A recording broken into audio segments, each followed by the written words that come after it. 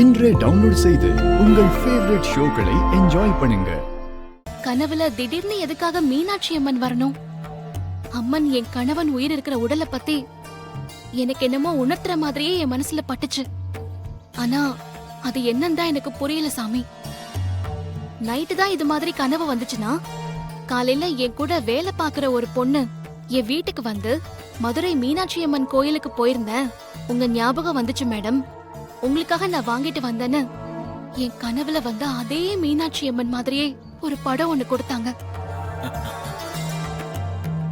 ராத்திரி கனவுல வந்து எனக்கு காட்சி கொடுத்த அம்மன் காலையில போட்டோல என்ன தேடி வந்தது எதுக்கு?